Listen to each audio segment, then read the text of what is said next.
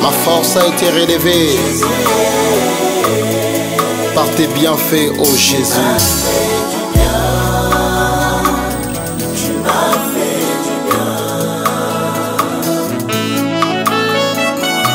Comme célébré qui a été guéri.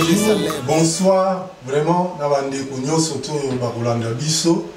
vraiment, ils ont sous berger, tu es sous poteau, partager sous parole de Dieu, parce qu'il y a un Dieu qui a consolé, vraiment, il ma vraiment, avant de côté un message, tu as vraiment prier, parce que prière, il y a un Dieu qui a englobé ma communion sur le christianisme. Merci Seigneur Jésus pour ces moments. Seigneur, oh, tu nous as gardés, tu nous as protégés durant cette pandémie, Seigneur. Merci pour cette grâce, oh Jésus. Beaucoup sont morts, mais nous sommes encore vivants. Tu nous as mis dans la liste de ceux qui sont vivants, Seigneur. Seigneur, laisse que ce message que nous allons partager soit vraiment un message de consolation, un message qui va vraiment révolutionner notre vie spirituelle, Seigneur. Parce que toi, tu ne veux pas qu'un pécheur puisse mourir dans son péché. Loin de nous le mal, loin de nous le diable. Seigneur, emporte-nous comme les aigles, loin, Seigneur, du péché. Au nom de Jésus-Christ de Nazareth. Seigneur, laisse que ce message soit gravé dans nos cœurs. Au nom de Jésus-Christ, nous prions. Amen.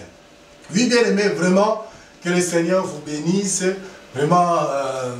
Je vraiment remercier une fois maison, vraiment beauté, image, vraiment Nzamba Pambolaye, vraiment pour na ayambingai en tant que musala Nzambe, parce que la Bible dit bon nyo surtout bayambi bino botika lipambo une qualité ya ministère au bozanango, donc maison au penza, donc Nzambe asala kitama pamboli penza.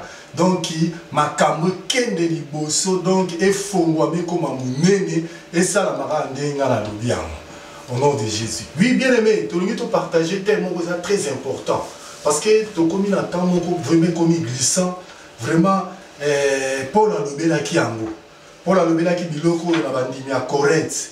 Toujours partager tellement très puissant. Thème la mission Ezali, répands-toi Laodicée.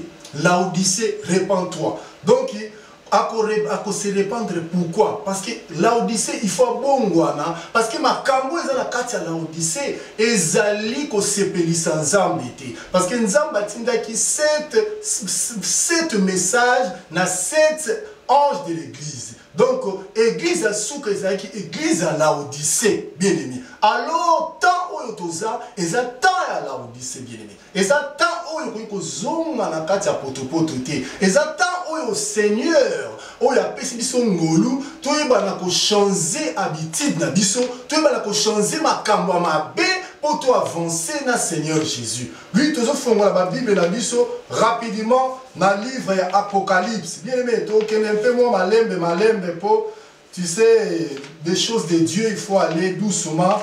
Donc il faut vérifier les Écritures. Donc, tu ne peux jamais qu'on va sans qu'on vérifie l'Écriture. Parce qu'il faut tous le peuple à bérer. L'air yoki moté à tei, vérifier ma commande. Est-ce que ma cambouya zoloba est bongo ou bien bongo?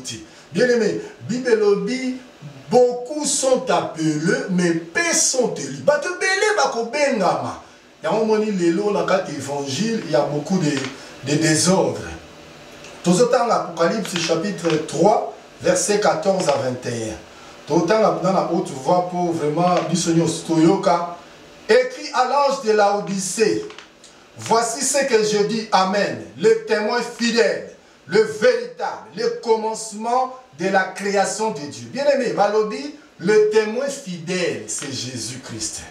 Le témoin fidèle est véritable. Donc, véritable, donc, le à solo pinza. Donc, Valobi, le commencement de toute la création de Dieu.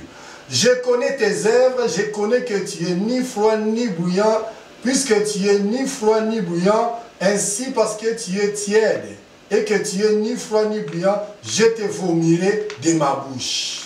Parce que tu dis, je suis riche, je me suis enrichi, je n'ai point de, je n'ai besoin de rien, parce que tu ne sais pas que tu es malheureux, misérable et pauvre et nu. Bien-aimé, message est dans Laodicée. Laodicée, il faut bon moment. Bien-aimé, les autres sont dans l'église, il y a des frères. Il y a des frères, au monde un frère a fiancé sœur, après au monde donc il a commis qu'on changer ma sœur. On voit des pasteurs mariés, divorcés, remariés, divorcés, remariés, divorcés. Tout le monde les chrétiens ont commis, comment je peux dire, les chrétiens ont commis dans ma camarade, même le païen. Donc ma camarade, tout le monde a chrétien, tout le monde a église. Que na libanda bien aimé il y a un moment de comment donc na luki monde na côté na église na luki église na côté donc c'est un peu donc des bandades bien aimé na quatre église on voit des hommes de Dieu des chrétiens ba comme nous tient na poison bien aimé c'est pas ça Laodicée il faut bongo la montema. Laodicée, il faut bon la montée. Dieu a dit à l'obi na yebi misala na yo. Ozali vraiment malilité. Ozali pe mototé. Donc ozali na ngambu te, mais le koloza malilité oza mototé nga na kosanza. Bien aimé za ba te belé le nzamba sa sanzi bango. Tozo mona ka na apparence. Oh yekuna oh azali général. Oh yekuna azali nini. Bien aimé, ba titre nzamba za na besoin ba titre te. Dieu n'a pas besoin de titre. Titre kokota boko na nzambe te. Bien aimé, o wana archibishop, o wana général major makamanzam. Titre kokota na boko na nzambe te. O wana évêque, o wana non. Bien aimé, nzambe a besoin de qualité à basali. Qualité à basali. Bibelobi, il est le rejeton et la prospérité de David. Bien aimé, zana batu oyo nzamba zotele misa l'évangile na ye. Je t'assure, et zana batu nzamba zotele misa l'évangile na ye. Tango comme opportun, nzamba ko bimisa donc collège ya ba jeune serviteur oyo bakoya bako respecter d'abord alliance na nzambe pe bako suyer kombo a Yesu te. Bien mais temple ça suyer les no batu belé ba mélanger ba loba ba bosani nzambe o asala ki force na bango liboso ba keko gumba me la balle. Les gens qui prophétiser les bateaux, prophétie aux ainsi dit l'Éternel. Les gens qui prophétiser, miracle aux pas ensemble. Bien aimé, donc des bandades de côté na kati évangile. Ya moni Laodicée faut bongo la mutema. Laodicée nzamba lobia ko vomir yo. Bien aimé, bato belé bazana kati Europe awa bazo diriger l'église, mais ce ne sont pas des vrais serviteurs que Dieu a choisi à établir dans le ministère. Bien aimé, bato belé lelo, si tu es musicien, reste musicien. Si tu es pasteur, tu restes pasteur. Bien aimé. Mais les gens battent belé, comme ils musicien, comme pasteur. Bien aimé. Alors ceux qui ok, oyoki azoloba non yaka, okozoabo yaka, tu vas écouter ça, tu vas. Quand tu viens, bien aimé, au recevoir les gens comme moko ou ils changer vie na yote. Les gens battent comme lingaka oyo bango balingi bate ya bango. Les gens tozo ebe susute ba mate ya oyo repentance, ba mate ya oyo eko changer vie. Or un ministre, c'est un quelqu'un à sa sentinelle. Azo veiller sur les âmes du Seigneur. Azo ko veiller et azo ko talisa bango nini nzamba lobi pour la vie na bango po balongo na mabe bazonga na nzela nzambe. Bien aimé, nzamba lobi na ko vomir yo la Laodicée. Ta la vie na yo. Est-ce que vie na yo kokani na Laodicée? Na ba Christ à Laodicée. Nzamba lobi na ko vomir yo parce que vous avez choni foi. Alors bi ozomi loba na yo moko na za riche na za la besoin loko moko te. Oza malheureux. Osa misérable, osa aveugle, et osa bolumbu. Bien aimé, batte belé lelo, likolo ya mbongo, likolo ya bozui. Ils pensent qu'ils n'ont pas besoin de Dieu. Ils pensent qu'ils n'ont pas besoin de Dieu. Bien aimé, Nathalie qui reportage moko à Dubaï, un riche arabe. Donc, à Dubaï, il est mort. À Koufi, Bazola, ça va bien aille. Bien aimé, va bien wana. Et qu'on développe même une ville à Kisasa. Oyo riche wana tika ozomona ba lengo d'or ba diamant ba voiture a pambate ba Rolls azana ba cave ba voiture ba villa. Bien aimé, mais il est mort, c'est fini pour lui. Bien aimé, c'est fini pour lui. Bien aimé, Donc, même dans la situation vraiment très critique, mbongo ko sauver. C'est seul Jésus. C'est pour cela, au moniteur, on biso tozana bon moi, to yebaka ko réfléchir na biloko. To yebaka ko réfléchir na biloko. Nazo solana mutu moko boye na internet, azo bisanga yo nani. Na yebi yote. Est-ce que vous avez un mot? Donc, regarde, quelqu'un avant à solana yo, il te demande est-ce que tu as l'argent? Est-ce que tu es qui? Est-ce que vous êtes célèbre? Bien aimé, la célébrité ne te sauvera jamais.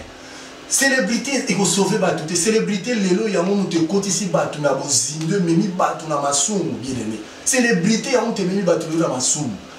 Bien aimé, Christ il est rayaki, il était célèbre, mais il était avec des gens, de pécheurs. Et batu bazoluka audience, c'était pour pas koutana na Christ.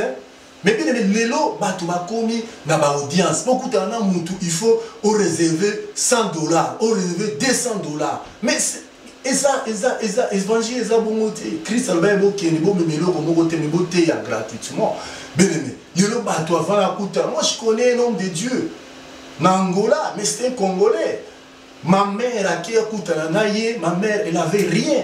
Mais homme de Dieu, un prophète, on a un programme. Pourquoi il a dit ça? Parce qu'il a un programme. C'est pas ça l'évangile. C'est pas ça l'évangile. L'évangile, il faut donner gratuitement, comme le Seigneur a dit. Il faut payer ça gratuitement. Parce que peut-être que loko yozo loko zoa, et vous avez le minimum na onzamba zo préparer les. Parce que si on zamba font ba bénédiction, ba $100, ba $200, c'est peu bien aimé. Voilà, donc Nzamba lobi, le coup la yozo le boza riche, oza la besoin de l'autre côté, à lobi oza pauvre, et oza aveugle peu nu. Donc bateau nyonso, oba lobaka koza bozui, baza la besoin de l'autre côté. Donc Nzamba zuba baza ba aveugle, baza ba malheureux, ba pauvre, et baza bolumbu. Bien aimé, muto aza malheureux akokota boku na Nzambe, o aza pauvre. Agokota boku na Nzambe te. O aza nu agokota boku na Nzambe te. Bien aimé, voilà message on a le répands-toi Laodicée. Bon la montema. Laodicée na zolo bezayo parce que l'église c'est toi. Bien aimé, église c'est bâtiment te. Église c'est bâtiment c'est place de zoko se réunir. Poto kende côté ya sango malamu toté ya bandiko. Bien aimé. Mais l'église c'est toi ma soeur. L'église, c'est toi, mon frère. Parce que ceux qui, bien aimé, donc, ozali kokanisa que église, ezali ba bâtiment. Bien aimé, ce n'est pas ces bâtiments qui vont être enlevés, mais c'est toi, mon frère. Donc, ndenge naza awa, ezali ndekonanga bope image, yende mutukolo akoya kozwa, ezali ngai mutukolo akoya kozwa, ezali ba bâtiment te tutongaka, bien aimé. Donc, Moutou, il y a un moment qui est riche, c'est difficile pour la Batambongo, c'est vrai, bien aimé. Salakaka analyse ou bien exemple, les lots aux abouillés, Pesio au Sambelaka. Du coup, Bakabelo $300 000, mais $500 000. On verra ta position. Est-ce que vous allez dans le Seigneur, vous allez sérieux ou bien comment? Bien aimé. Donc c'est pour cela qu'on dit parce que l'argent a maître mabé.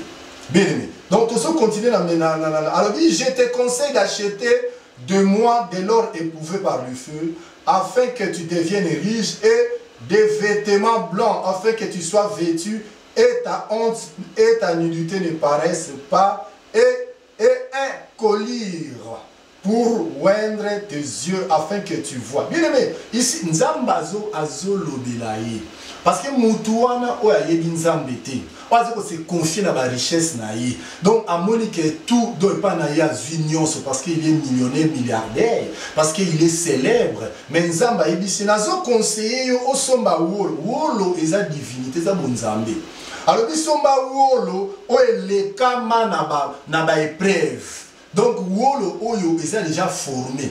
Donc, pour nanini o somba yango pour être okoma mutu na bozui. Bozui na biso liboso eza Yesu. Yami balé bien aimé et ça beaucoup d'ensemble. Yami satou bien aimé et zali ba richesse to kozwa yango. alobi pe olata bilamba ya pembe alobi po ete bosoni na ye monana te bolumbu na ye monana te ozala we pe misu ne fungwama donc mutu oyo ayambi Yesu abongwani peu importe soki aza riche ou pauvre yeba ete misu ne fungwami akomona ba révélation pe mutu wana akolata elamba ya pembe pe mutu wana la divinité ekovanda epai na ye bien aimé. Alors dit je comprends, je châtie tout ce que j'aime et donc du zèle et répands-toi. Bien aimé, alobi na betaka osomona na betaka mukie batu oyo ngana lingaka si Seigneur soko moni nzambe azali koyata nyonso koloba tala mon frère salaboui ndanga azali koya kopambela David c'est que nzambe alingi yo nzambe alingi David parce que ce qui est intérêt nzambe zaka noter Dieu te laisse. Tu peux faire tout ce que tu veux, mais Nzambe soko zoya koloba parce qu'il t'aime, parce qu'il lingi yo ou azala ba projet moko pona yo bien aimé. Voilà ndenga lobi parce que alobi sous voici je me tiens à la porte et je frappe. Si quelqu'un entend ma voix, ouvre la porte, j'entrerai chez lui et je souperai avec lui et lui avec moi. Bien aimé, toyebi parole wana. Mais ezali babiloko mosusu toyebi mais tosalaka yango te oyebi makambo ebele oyo ezali ya minimum oyo tonegligeaka yango moto eza très important na miso ya nzambe belene bible elobi nzambe akosoki akonfie yo makambo eza minimum belene oza sincère oza sérieux il te confiera de grandes choses belene ye alobi azobeta bato ebele bayoka message bato bazoteya na ba YouTube, tous batu bazoteya, na ba wenze, partout, mais batu lelo, 20 ans après, 30 ans après, batu baza toujours dans na katia baloyingi. Batu baza na katia baloyingi bien-aimé. Mais le temps ils ont changé. La Bible dit rachetez le temps, car les jours sont mauvais. Donc, balobi tous sont battants, au mikoleza ma bien-aimé. Aujourd'hui, j'ai perdu mon père. J'étais avec mon père. Tous les solo là, conseiller avec un projet. Il voulait retourner au Congo, mais subitement, bah rêve ma camion ce que j'ai arrêté. Bien aimé, c'est fini pour lui. Parce que ceux qui sont morts, c'est fini pour eux. Mais Bissot aux vivants, il accorde l'espérance. Bien aimé. Donc je suis revenu pour t'annoncer, parce que moi je suis un sentinelle. Bien aimé, je suis un sentinelle. Parce que serviteur de Dieu nyonso au hasard pour respecter Nzambe, au hasard pour respecter l'alliance Nzambe, c'est un sentinelle. Nous devons dire les vérités au peuple de Dieu. Parce que le temps est vraiment glissant. Le temps est mauvais. Bien aimé. Voilà, yoko lobal olongi comment? Et tu me diras que tu as vaincu. Tu as vaincu quoi? Parce que tu es derrière l'apostasie, aux ana sima ya cupidité, aux ana sima ya impudicité, il y a adultère, il y a divorce, il y a qu'on se remarier, tu es derrière tout ça, bien aimé. Il y a célébrité, il y a trafic de fiance, bien aimé. Même dans l'église. C'est pas ça. C'est pas ça, bien aimé. Église est commis par communauté, église est commis par association, église est commis au bazar Batouaboé, au bazar. Paul avait dit ça. Nous sommes des Apollos, l'autre sont des Paul. Mais Paul a dit qui est mort pour vous? C'est pas Christ. L'Odyssée, répands-toi. Bongola monteba l'Odyssée. Zamba no biazo sanza ba te belé nzamba sa sanzi bango tozomona bango na apparence mais nzamba za sanzi bango nengena lo belande komoko ozo sera nzambe o bazo négliger o bazo caler o bazo étouffer ministère na Pierre Paul a dit que personne ne minimise les dons que tu as reçus du Seigneur. Bien aimé, tango ezali, il faut attendre ton temps, même bazo intercaler yo bazo pesonzila de ton temps est là. Dieu le sait. Nzamba yebi tango nini akomatio lokola tremplin akobimisa yo parce que ozana eloko nzamba. Bien aimé, tozoleka na kaka na to matina to kitina to matina na Esaïe mbangu vraiment toujours la temps Esaïe 30 Esaïe chapitre 30 verset nango 1 à 2 non, tout le temps 1 à 2. Malheur, dit l'Éternel, aux enfants rebelles, qui prennent des résolutions sans moi, qui font des alliances sans ma volonté, pour accumuler péché sur péché, qui descend en Égypte sans me consulter, pour se réfugier sous la protection de Pharaon. Tokiti, Nanef, à 10. Car c'est un peuple rebelle. Ce sont des enfants menteurs, des enfants qui ne veulent point écouter la loi de l'Éternel, qui disent aux voyants, ne voyez-vous pas? Aux prophètes, ne nous prophétisez pas de vérité. Dites-nous ces choses flatteuses. Prophétisez des chimères. Bien aimé, Awa Esaïe Azolola. Esaïe, il fit un prophète au sentinelle. Donc son Zamba le bélier a eu oracle de Dieu. Parce qu'il y a des messages qui sont oracles de l'Éternel, il y a des messages qui sont inspirés, il y a des messages aussi que quelqu'un qui a étudié la théologie a zoko prêché. Il y a des messages aussi, quelqu'un qui vient, il vient seulement avec la Bible, il prêche. Donc il y a des messages et des messages. Ah, Esaïe Zolobanini, Mawa, ainsi dit l'Éternel. Donc Mawa naba naba tumbuki. Oye bazo zwa makanisi ongai na lubite. Donc ba prophète bazuya bazo prophétiser les bateaux. Makambo nzamba tindeli ba moté. Makambo nzamba lubite. Et ils viennent pour prophétiser sur eux à cause de ba propre gena bango. Alobi bazo ko zwa bazo ko sala ba alliance sans volonté nanga. Bien aimé, basali ba alliance na ba konzi. Basali ba alliance na batu minini, na batu na célébrité. Pourquoi? Parce que peut-être va protéger bango na ba faire na bango. Bien aimé, sans qu'on consulte Zambe. Alors dit bazali ko kolisa masumu sur masumu. Bien aimé. Voilà le message. Laodicée, tout comme il attend au batu fubazonga na potopotote. Batu babozonga sous na péché. Via péché, zoko nuire batu. Via péché, et mimakaba malédiction. Via péché, mimakaba souci, ba problème. Aux hommes, on a dit bosser, vous allez éclairer. Pourquoi? Parce que tu as trop de péché. Donc, tu es dans le péché. Donc, sentier na yo, chemin na yo, et ça vraiment ténébreuse, bien aimé. Donc, à l'objet qui disent aux voyants, ne voyez-vous pas? Et aux prophètes. Donc, bana wana kaka, bazolo batenza balobi peuple libota batomboki. Bana lokuta. Bano bazoyo kangaite. Mais bazolo bana bato et bazo les voyants, ce sont des prophètes. Bangum tu bazolo balobi, bino bozo monate. Bino ba prophète. Bozo prophétiser ba vérité. Bozo vérité ba vérité te. Bolo belabi lokuta. Bon le bela biso makambo eko sepelisa biso. Donc bakonzi bazo le bela ba voyant wana, bazo le bela ba prophète. Bino bozo le bela vérité, bon le bela biso biloko vous flatter biso. Biloko eko sepelisa biso. Bien aimé. Donc voilà. Donc tozo ke le mwamba mbang na montre. Donc autant 21, 11 à 12. Autant 21, 11 à 12, balobini. Oracle sur du mont. On me dit cri de cerf. Sentinelle, que dis-tu de la nuit? Sentinelle, que dis-tu de la nuit? La sentinelle répond, le matin vient et la nuit ainsi.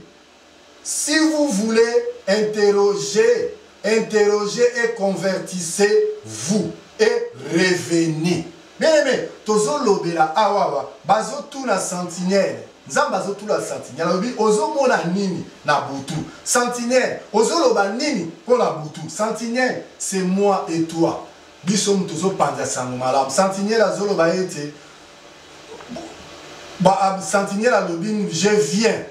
Alobi tongo ezakoya butu pe. Mais si vous voulez interroger, convertissez-vous et revenez. Nzambazolo banini bobongo anape bozongi na ye. Donc il a Ésaïe 21 chapitre 21 verset 11 à 12. Nzambazolo ba bobongo na bozongi na ye parce que butu ezoya tongo ezotana. Tozo continuer kaka, tozo kende. Na verset 10 alobi susumi Ésaïe Dans Isaïe, verset 10, alobi, verset 10, Isaïe, verset 10, 1 à 3. Alobi, malheur à ceux qui prononcent des ordonnances iniques, à ceux qui transcrivent des arrêts injustes pour refuser justice aux pauvres et ravir leurs droits aux malheureux de mon peuple, pour faire des veuves leur proie et des orphelins leur butin. Bien aimé, Esaïe 12, 1 à 3, alobi mawana batu oyo, bazali koloba ba ordonnance, ba papier oyo mabe, oyo ba komi, oyo po ba sala ba arrêt moko injuste contre batu. Donc ba sala ba injustice. Donc yo ke osali ba corrompre mutu po ani po ba kanga muninga o azali na raison. Donc yango nzamba zoloba oyo bazo sala ba remoko ya justice contre ba pauvre. Po ete ba ravir ba pauvre ba malheureux ba droit na bango. Bien aimé, pe po ete ba sala ba veuve donc biloko la bango akolia. Na ba orphelin bozuna bango. Donc yo zana loko zana mbongo wana za veuve wana za orphelin, ah tu t'en fous. Mais le cause dans mbongo corrompre makamni surtout dans la faveur na yo. C'est ça, zamba lingi biloko alati. Yango nzamba zolo ba laïcité, répands-toi. Bongo la motema la Odyssée. Bongo la motema la Odyssée. Tozo kende parce que le col nous ne savons pas le temps. Bongo kotan ananda na Genèse chapitre 19 verset 1 à 12, 12 à 17. Bazolo bele solo à Lot. Lot, Nzambe, Abraham d'abord a yambaki 3 anges. Nakat il y a 3 anges, il y avait le Seigneur éternel Nakat. Les ramoni a gumbami a lui mais Seigneur, bon fana dans c'était na me melabino telo kwa kulia. Bien aimé, ko yamba batu bele ba yamba ba ange. Abraham a yambaki ba ange. À partir il y a Ève wana Abraham azwaki mwana Isaac. Premièrement tozakunate, mais nazolo ba makamba Sodome et Gomorrhe. Zambe alobi ah est-ce que na ko bombela mon ami Abraham et le nina sala. Bien aimé, Zamba kanisi akanisi alobeli Abraham a intercédé à cause de Lot, neveu na. A intercédé alobi ataba to ba mi, somi moko zobanga Nzambe. Est-ce que ko sauver molimo mutu wana te. Bien aimé, Nzamba yokaki Abraham.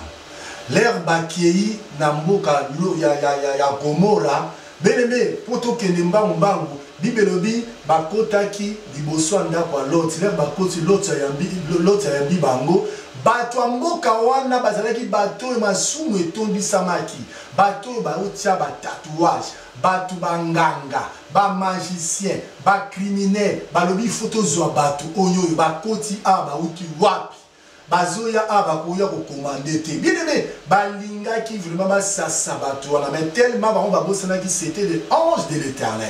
L'air kaka l'autre sabina boti kabango na ko pesa bino ba na basi ba yebi ni balite bo zwa bango mais bato boti kabango. L'air kaka balimba forcer Bible bien était l'autre ba bengi na kati ba ange ba frapper bato nyoso d'aveuglement Miss et Koufi alobi sauve-toi et ta famille. Bien aimé, l'autre a qui sauvé à Koufa quitté parce qu'il a intercédé qui pour naïe, parce que l'autre a zalé kotam na kubanga Nzambe. Bien aimé, tu es histoire Nzamba bouma qui Sodome et Gomorrhe.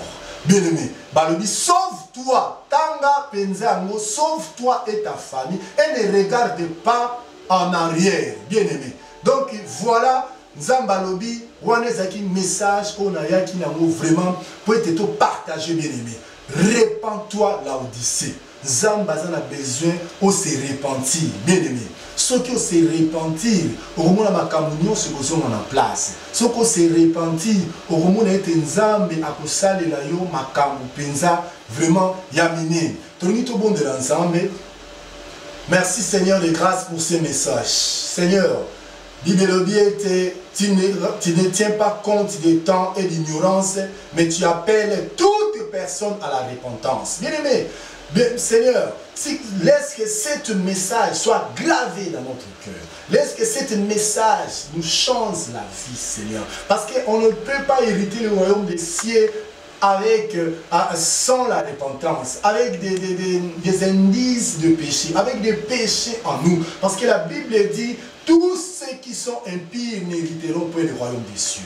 Seigneur, laisse que ce message soit gravé dans notre cœur et la personne qui va me suivre, Seigneur, laisse que ce message révolutionne sa vie spirituelle, Seigneur. Nous voulons des gens vraiment qui craignent Dieu, qui marchent avec la crainte de Dieu, qui marchent avec la parole de Dieu. Au nom de Jésus-Christ, nous prions ainsi. Amen. Vraiment, que l'Éternel vous bénisse. Soyez heureux et à la prochaine. Beauté Image, le meilleur de Paris. Le spécialiste de l'événementiel. Pour la réalisation de vos reportages, photos, vidéos, la couverture de vos événements, mariage, anniversaire, baptême, retrait de deuil ou autres circonstances festives, le service traiteur, location et décoration des salles, adressez-vous chez les professionnels. Beauté Image. Rendez-vous au 70 boulevard Anatole France, 93 200 à Saint-Denis, en région parisienne. Contactez votre partenaire de confiance au 0033 752 96 04 73. À Kinshasa, RDC, Beauté Image au 00243 823 13 47 06. Beauté Image, les spécialistes de la photo vidéo. Beauté Image, le travail au service de l'homme. Beauté Image, Beauté Image, Mosala ezana bakolo na yango. Beauté Image, Tobateli Kimia.